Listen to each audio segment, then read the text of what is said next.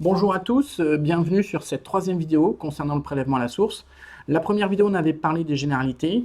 La deuxième vidéo, on avait parlé du cas spécifique des dirigeants d'entreprise. Sur cette vidéo d'aujourd'hui, on va vous parler de la situation spécifique des propriétaires fonciers, des propriétaires qui bénéficient de revenus fonciers.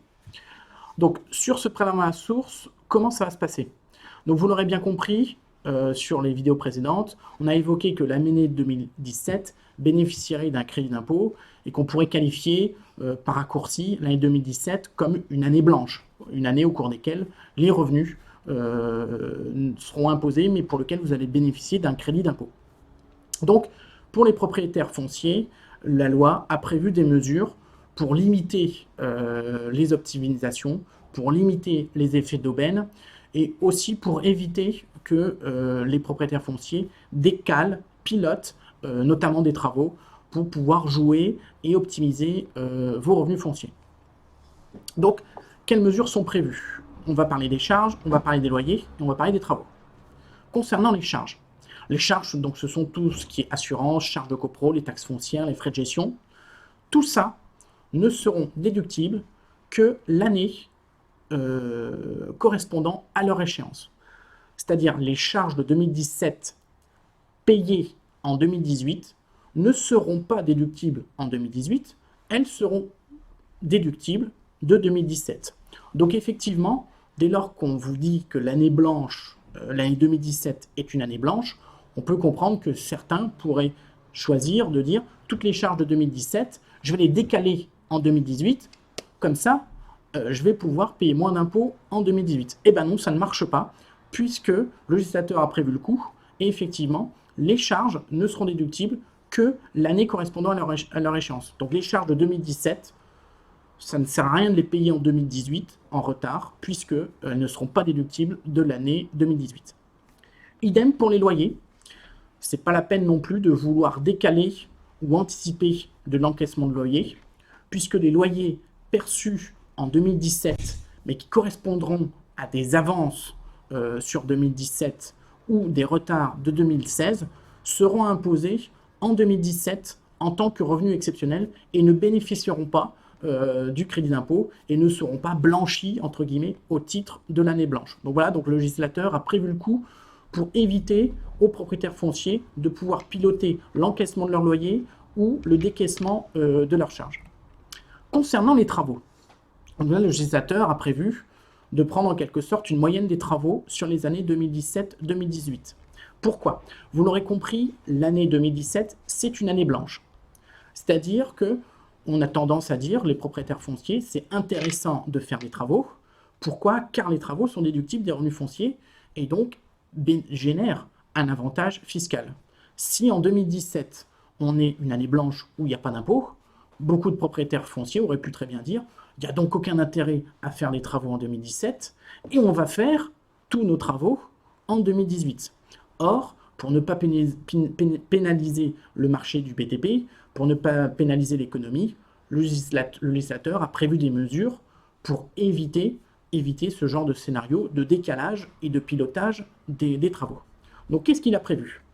Les travaux réglés en 2017 seront déduits en 2017.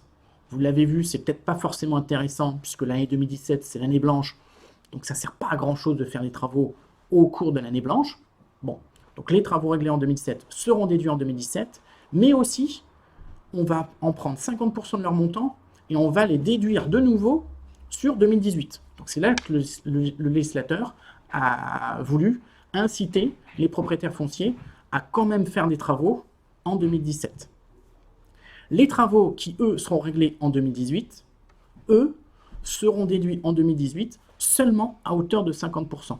Donc on voit que peu importe que l'on fasse des travaux en 2017 ou que l'on fasse des travaux en 2018, le législateur a prévu qu'ils soient déduits, les deux, l'un comme l'autre, uniquement sur 2018 et à hauteur de 50%.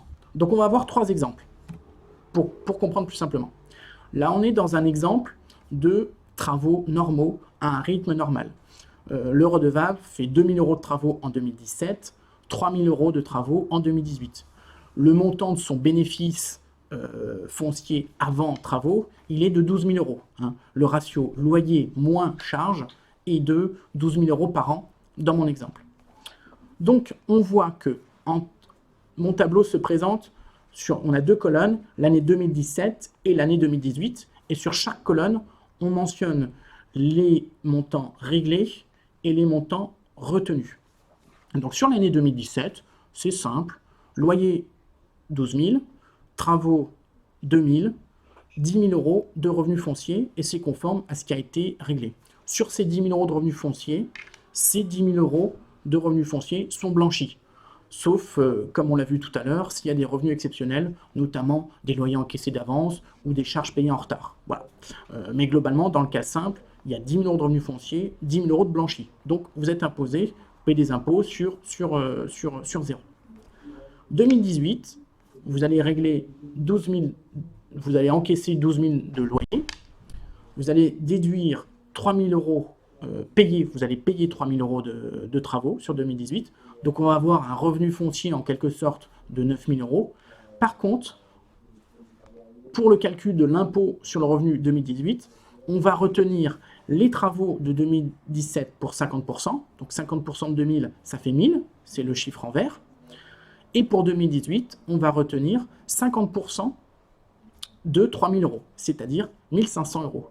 Donc, on voit qu'au final, on aura déduit en 2018 2 500 euros de travaux. Les 2 500 euros de travaux, ça représente quoi?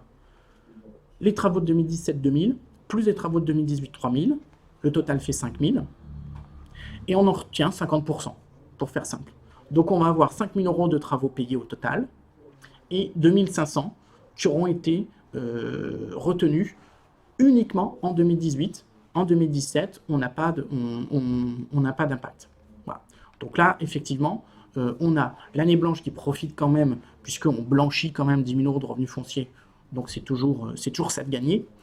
Sur l'année 2018, quand bien même on aura réglé 3 000 euros de travaux, on ne pourra déduire fiscalement que 2 500 euros de travaux, qui est la moyenne des travaux sur les 2 dernières années, 2017 et 2018. Voici l'exemple de travaux normaux. Un autre exemple de travaux importants. 10 000 euros de travaux ont été faits en 2017 et seulement 1 000 en 2018. Donc là, on voit qu'en 2017, on a un revenu foncier de seulement 2 000 euros. Et ce revenu foncier est blanchi. Donc là, effectivement, le propriétaire foncier ne bénéficie pas de l'année blanche à plein, puisque s'il avait eu 10 000 euros de revenus fonciers, il y aurait eu 10 000 euros de revenus blanchis. Or, 2017, il a fait des gros travaux. Il a un revenu foncier de seulement 2 000, donc il blanchit le revenu foncier de seulement 2 000. Voilà. 2018, qu'est-ce qui va se passer? Donc 12 000 euros de bénéfices avant travaux, et on va retenir la moitié des travaux de 2017, donc 5 000, et la moitié des travaux de 2018, donc en l'occurrence 500. Ce sont les chiffres en vert. Donc il va avoir un revenu foncier de 6 500 euros. Et il va avoir ce revenu foncier de 6 500 euros imposable. Donc là, on voit ce propriétaire foncier qui a pratiqué 11 000 euros de travaux en 2017-2018, va avoir des travaux qui vont bénéficier d'un avantage fiscal seulement de 5 500 euros. Ceci dit, en 2017, ces revenus fonciers de 2 000 euros ont bien été blanchis. Voilà. Mais effectivement, il pourrait penser qu'effectivement, ces travaux de 10 000 euros n'ont pas généré un avantage fiscal tel qu'il l'avait prévu. Un autre exemple de travaux très importants, qui là pour le coup peuvent faire que le prélèvement à la source, c'est favorable pour le propriétaire foncier. Les travaux qui sont déductibles, les travaux qui sont concernés par cette mesure ne sont bien que les travaux déductibles, c'est-à-dire les travaux d'entretien, de réparation, d'aménagement, d'amélioration. Ce ne sont pas les travaux de construction qui ne sont pas déductibles des revenus fonciers de toute façon. Prenons l'exemple de travaux importants faits en 2017. Donc là, on va avoir un revenu foncier déficitaire de 68 000 euros. On va avoir 10 700 euros d'imputés sur le revenu global de 2017 et globalement, sauf à bénéficier de revenus exceptionnels au cours de l'année 2017, ce déficit imputé sur le revenu global en 2017 sera perdu, puisque 2017 étant l'année blanche, ça ne sert à rien de faire des déficits. au cours de l'année blanche. Sauf cas spécifique si la personne a des revenus exceptionnels. Donc il y a 10 700 qui est imputé sur 2017 et il y a 57 000 qui sont reportables sur les revenus fonciers des 10 prochaines années. 2018, qu'est-ce qui va se passer? Donc le propriétaire foncier fait des petits travaux en 2018 puisqu'il en a déjà fait des gros en 2017.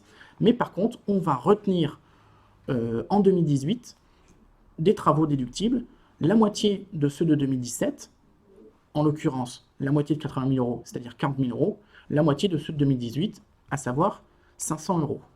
Donc en 2018, ce propriétaire foncier qui fait quand même, qui encaisse 12 000 de loyer moins charge et qui décaisse seulement 1 000 euros de travaux, donc fait donc, entre guillemets, encaisse donc en net 11 000 euros de revenus.